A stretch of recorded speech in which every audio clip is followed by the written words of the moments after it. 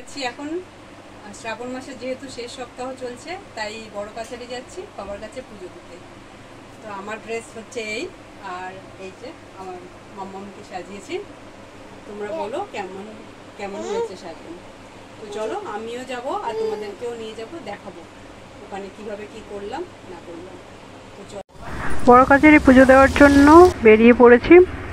তো সেদিন ছিল প্রচণ্ড গরম, দেখতেই পাচ্ছ রোদ্দুরে ঠাঠা করছে।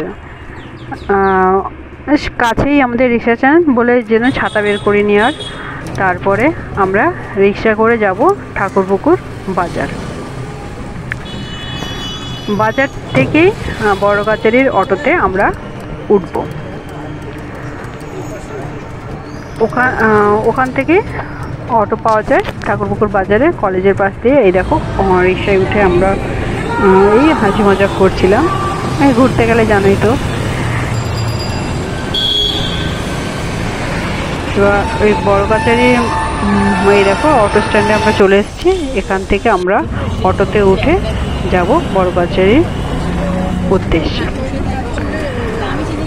ওখানটায় যেখানে নামিয়ে দেবে অটো স্ট্যান্ড থেকে, ওখান থেকে আবার আরেকটা অটো করতে হবে, একদম মন্দির পর্যন্ত যাওয়া যায় অটোতে করে। যেখানে অটোগুলো দাঁড়ায় ওই অটোর দোকানেই আমাদের বসার জায়গা, তারপরে সমস্ত কিছু বাথরুম সমস্ত কিছু রয়েছে। যাওয়ার পথেই এক পশলা বৃষ্টি হয়ে গেল। বৃষ্টিতে হয়ে খুব মজা হলো। এই দেখো এইটা হলো দোকানটা, এখান থেকে আমরা পুজোর প্রসাদ কিনে। আর এই অটোগুলো এখানে এসেই দাঁড়ায়।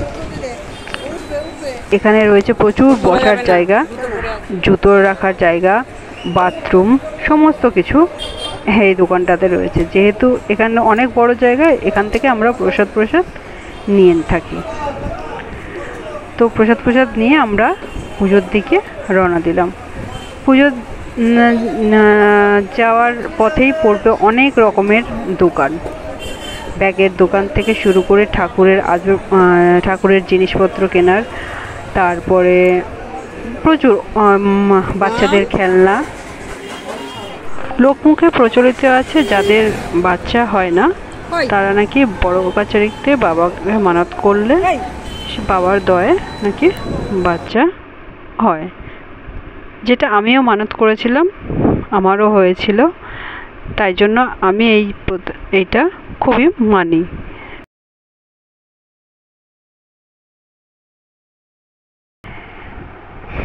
বড় কাছারিটা আমার তো খুবই ভালো লাগে। এবার তোমরা যারা এই দেখো ঠাকুর, তোমরা যারা মানে দূরে থাকো বা কোনোদিন বড় কাছারি যাওনি, একবার ঘুরে আসতে পারো, ভালো লাগে মহাদেবের। তো সবাই মিলে বলো হর হর মহাদেব। পুজো দিয়ে খুব মনটা শান্তি করে পুজো দিয়েছি, আর ভালোও লেগেছে। সেই দিনটা ভালোভাবেই কেটেছে। এইভাবেই সারাদিনটা কাটলো। তো ভিডিওটা কেমন লাগলো জানিও, ভালো লাগলে একটা লাইক করো, আর আমার চ্যানেলটা সাবস্ক্রাইব করে আমার পাশে থাকার অনুরোধ রইল। ভালো থেকো, সুস্থ থেকো, টাটা।